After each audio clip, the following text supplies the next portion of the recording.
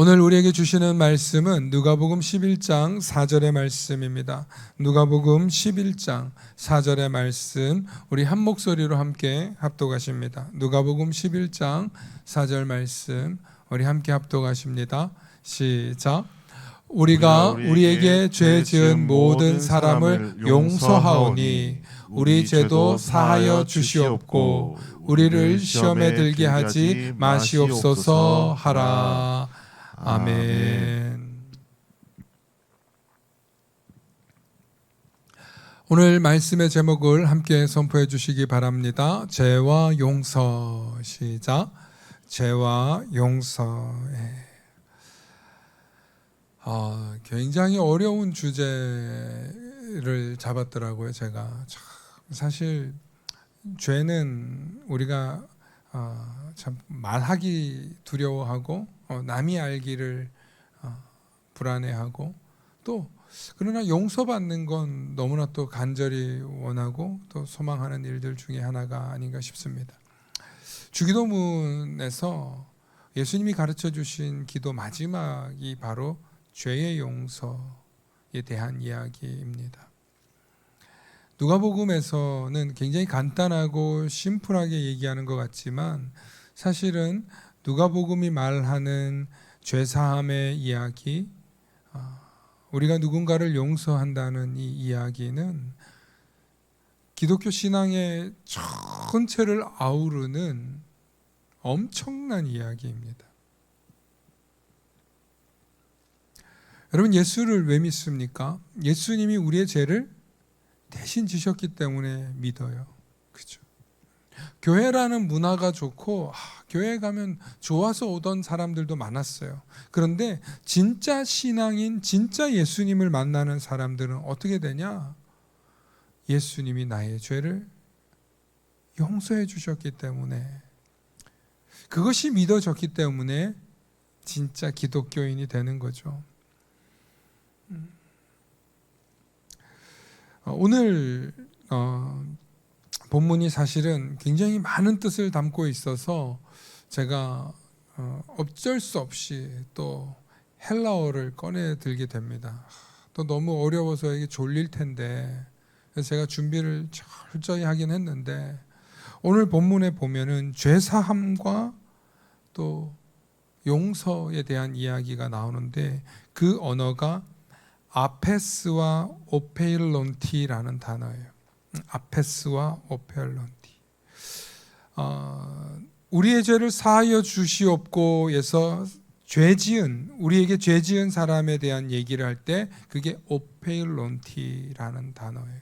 그리고 우리의 죄도 사하여 주시고 죄 사함에 대한 단어가 아페스예요. 아페스. 그런데 이 단어가 굉장히 중요한 의미를 가지고 있어요.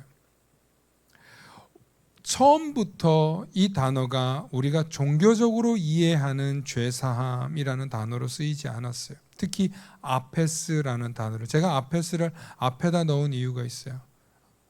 앞에다 넣은 게 아페스라서 앞에 넣은 건 아니에요. 여러분, 죄사함이라는 단어가 본래는 이런 의미가 아니었어요.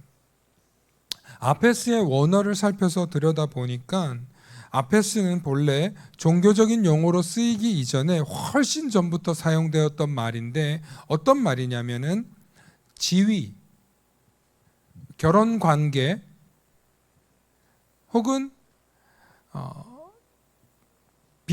빚진 것, 채무 혹은 형벌, 이런 것들을 면제해 주다, 혹은 주인과 종의 관계에서 더 이상 벗어나게 된다. 부부의 관계에서도 이제는 벗어난다. 이런 의미로 사실은 쓰였어요. 본래는. 그러니까 사함받다라는 의미가 아니라 혹은 면제되다, 혹은 관계를 청산하다, 관계를 주인과 종의 관계에서 청산하다, 이런 의미로 원래는 헬라어가 먼저 쓰였어요. 나중에 우리가 이제 성경에서 아페스라는 단어를 쓰기 시작하면서 이게 아주 종교적인 용어로 쓰이게 되죠. 죄사함.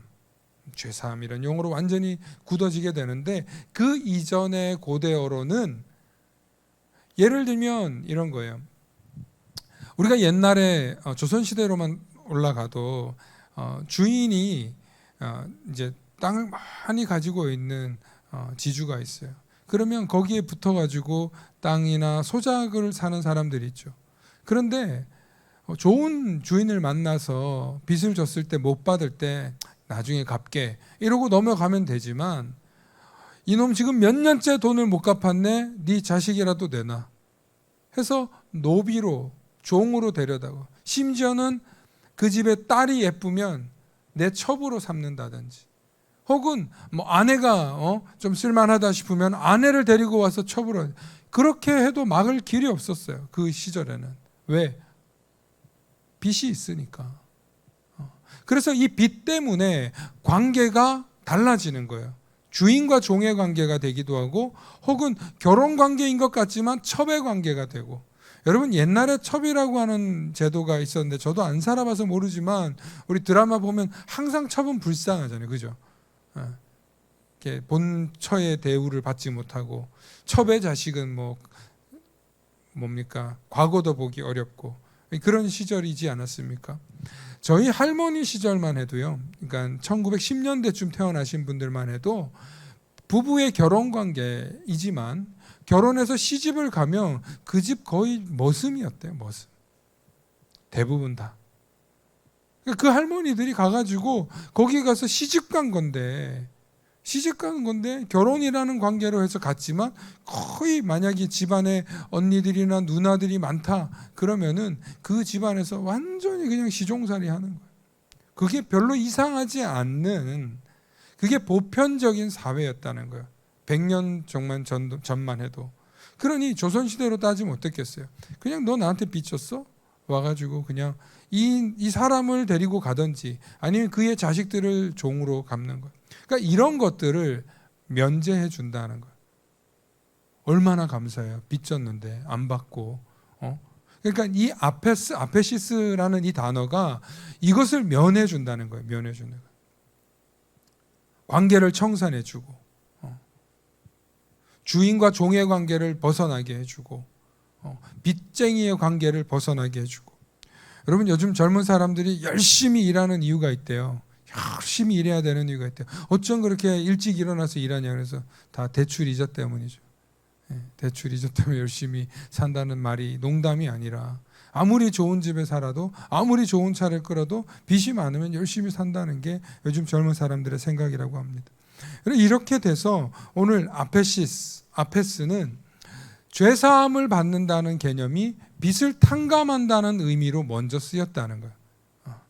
빚에서부터 자유로워지고, 혹은 빚을 갚지 못해서 매를 맞거나 관아에 갇혀 형벌을 맞아야 되는데 그런 것을 면해 준 것으로 쓰였다는 거예요. 원래 이 의미가.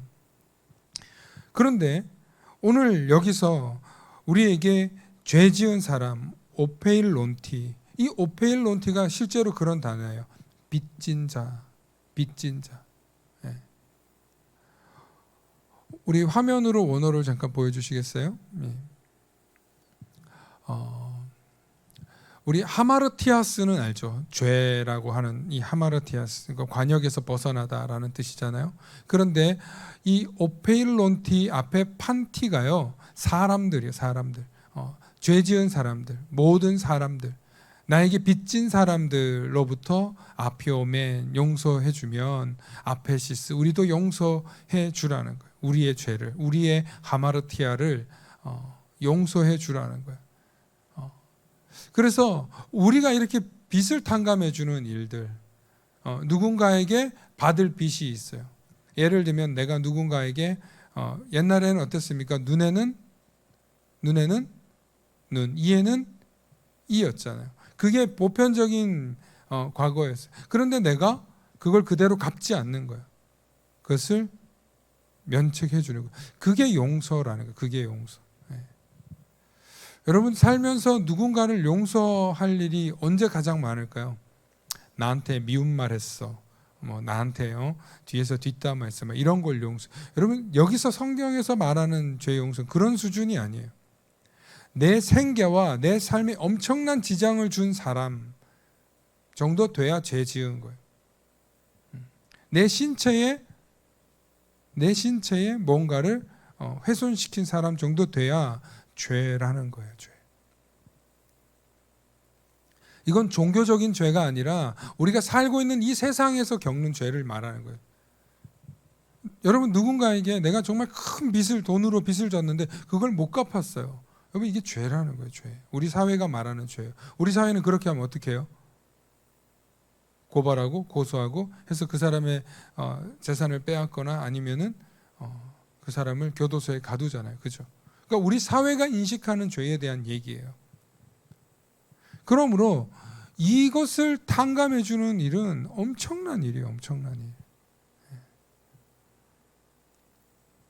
여러분, 누군가에게 빚 져본 적 있으시죠? 빚을 져본 적도 있고 또 빚을 줘본 적도 있을 것인데, 여러분, 그거를 주고 안 받을 생각해 본 적 있습니까? 아마 대부분은 받을 생각할 거예요. 우리 이슬기 집사님 같은 사람이나 빌려주고 안 받는다 소리 하지, 대부분은 안 받는다 소리 하기 힘들 거예요.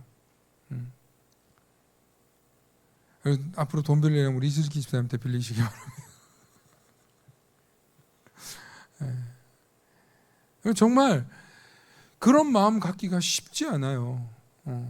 얼마나 무섭다고요. 돈 빌려주는 일이. 그리고 돈 못 돌려받으면 절대로 그냥 가만히 있지 않는 사람들이 있습니다. 근데 오늘 바로 이 오페일론티가 죄를 사해준다는 이 이야기가 결코 우리에게 쉬운 이야기가 아닙니다. 그래서 오늘 우리에게 빚진 사람, 오페일론티한 사람들을 용서하라는 거예요. 그렇게 용서한 사람들만이 우리도 용서를 받을 수 있다는 것을 예수님이 말씀하신 거예요. 아멘. 그러니까 우리에게 무슨 싫은 말 했다, 뒤에서 어떻게, 이런 게 사실은 죄가 아니에요. 윤리적인 죄, 도덕적인 죄, 신앙적인 죄, 이런 얘기를 하는 게 아니에요. 정말 본질적인 죄를 얘기를 하는 거예요. 우리가 누군가에게 큰 피해를 끼친 거, 그게 죄라는 거예요. 그게. 그런데 오늘 이처럼 우리가 우리에게 죄 지은 사람에게 나의 빚진 사람의 빚을 탕감해 주었듯이 우리도 하나님께 진 빚을 탕감해 달라는 게 오늘 이야기잖아요. 오늘 성경을 보면. 그럼 우리가 하나님께 빚진 게 뭐가 있어요? 우리가 하나님께 뭘 빚졌습니까? 우리가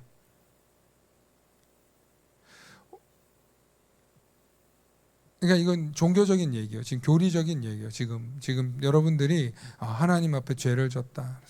도대체 무슨 죄를 졌습니까? 우리가 무슨 죄? 난 태어난 것밖에 없는데 왜 우리가 죄가 있다는 거예요? 그러니까 여기서부터 성경은 이미 우리가 죄인 되었다는 것을 인정하고 말하고 있다는 거예요. 그런데 성경은 다시 한번 우리를 돌이켜 봅니다. 어떤 죄냐면 근본적으로 우리가 죄성을 가지고 있는 사람들이라는 죄성을. 악하다는 거죠. 악하다는 거. 그래서 이 악한 사람들을 구원할 빚을 하나님이 우리에게 지게 하신 거예요. 그 빚이 뭐예요? 이 악한 우리를 구원해 주는 빚을 줬어요. 그 빚이 뭐냐면 예수 그리스도를 보내주신 거예요.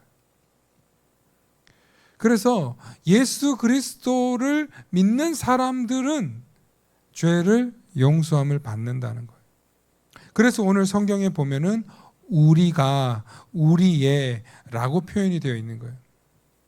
오늘 성경에 보면 우리 한번 4절 말씀 한번 다시 한번 보실까요? 4절 말씀 한번 다시 한번 화면으로 보시겠습니다. 예. 우리 4절 말씀 다시 한번 맨 앞에 읽어볼게요. 우리가 우리에게 죄 지은 모든 사람을 용서하오니 우리 죄도 사하여 주시옵고 우리를 시험에 들게 하지 마시옵소서. 뒤에 시험에 들게는 나중 얘기고요. 여기서 보십시오. 우리가 우리에게 죄 지은 사람을 용서하오니 우리도라는 표현이 우리가 3번이나 나와요. 여기서. 그럼 여기서 우리는 누굴까요? 여기서 말하는 우리가요, 바로 예수 그리스도가 나의 죄를 대신해서 지신 예수 그리스도 안에 있는 우리예요. 예수가 대신해서 십자가에 달려 죽으신 것을 믿는 우리. 예수님이 날 위해서 십자가에 희생당하신 것을 믿고 그분 안에서 배우고 가르치고 말하고 그분이 우리의 구원자라는 것을 믿는 우리. 그래서 그 우리는 우리에게 죄를 지으니까 그 우리는 우리 공동체 안에 있는 다른 우리가 우리에게 죄를 지었어도 용서해 주는 사람들을 말하는 거예요. 그래서 우리가 우리에게 죄 지은 사람들, 다른 사람들의 죄를 용서해 줄 때 어떤 일이 일어납니까? 그 속에서 복음의 역사가 일어나는 거예요. 저 사람들은 틀려. 우리에게 빚진 것을 탕감해 주잖아. 내가 저 사람한테 잘못한 것을 저 사람들은 용서해 주잖아. 정말 대단한 고백 아닙니까? 여러분, 우리가 그리스도인으로 살아가고 우리가 예수님의 죄 용서함을 받았다는 우리 안에 들어온 사람들이 해야 될 일이 뭐냐면, 아까 이슬기 집사님 제가 잠깐 얘기했지만 우리에게 빚진 자를 탕감해 주는 사람들이 돼야 되는 거예요. 우리가 진짜 그리스도인이라면, 우리가 우리의 용서함을 받는다고 정말 고백할 수 있는 사람이라면 누구든 용서해 줄 수 있는 사람이 돼야 되는 거예요. 나에게 빚진 것을 탕감해 줄 수 있는 사람들이 돼야 된다는 거예요. 여러분, 그런데 이 고백을 우리가 신앙 고백을 하고 있는데, 주기도문을 하고 있는데 정말 그렇게 살고 있냐고요. 정말 그렇게 살 수 있냐고요. 나한테 조금만 기분 나쁘게 하고, 나한테 조금만 싫은 말하고, 나한테 조금만 그러면 우리가 막 확 이렇게 대부분 바뀌지 않냐는 거예요. 여러분, 우리 신앙의 본질로 돌아가면요, 얼마나 엄청난 고백을 하고 있는지 몰라요. 주기도문이. 그래서 주기도문이 함부로 누군가를 미워할 수 없게 만드는 놀라운 힘이 있어요. 제가 언젠가도 간증으로 말씀드렸는데, 주기도문을 암송하다 보면 누군가를 미워할 수 없더라. 내가 이렇게 죄인이었는데, 나를 용서해 주셨는데 내가 어떻게 누군가를 용서하지 않고 오늘 이 자리에 설 수 있겠는가? 그러므로 여러분들께서 주기도문을 암송하면서 이 전에 앉아 계신다면 여러분들은 용서할 수 있는 사람들이 되셔야 된다는 사실을 결코 잊지 마시길 소망합니다. 그래서 초대교회의 그리스도인들의 이 무리인 우리가 엄청난 영향력을 미친 거예요. 동시에 용서하지 않는 그리스도인은 우리 밖의 사람들이 되는 거예요. 진짜 우리가 될 수 없는 거예요. 오늘 이 시간 어디서 예배를 드리시건 이 말씀을 듣는 여러분들이 계시다면, 여러분, 사실은 용서의 영역이 우리의 영역이 아니라고 제가 자주 말씀드립니다. 사람이 사람을 용서한다는 것이 굉장히 어려운 일이라고 말씀드립니다. 그런데 이렇게 생각하면 쉽잖아요. 빚진 것을 탕감해 주는 것. 나한테 빚진 사람들을 탕감해 주는 것. 쉽지 않겠지만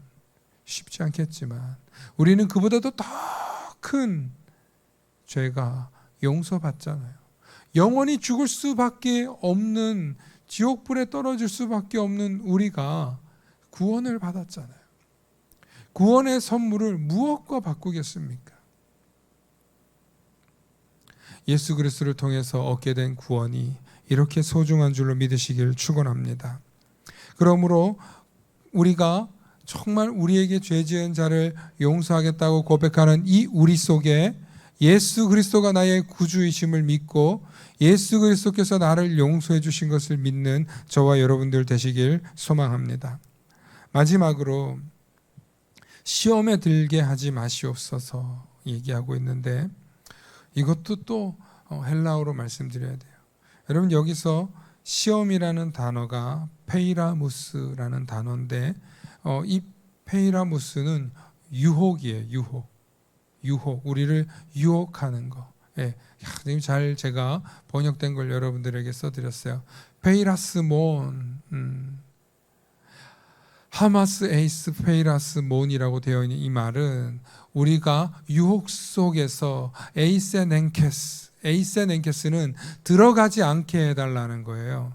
카이메, 우리가 그 죄의 유혹 속으로 들어가지 않게 해달라는 거예요. 이 사실은 페이라스몬이 유혹인데요. 한편으로는 템테이션, 미혹하게 하는 것도 들어있고요. 또 한편으로는 우리를 테스트하는 것도 들어있습니다. 그래서 대부분의 사람들이 시험에 빠지면 힘듭니다. 시험에 빠져 있는 사람을 우리가 건져내기란 사실은 여간 어려운 일이 아닙니다.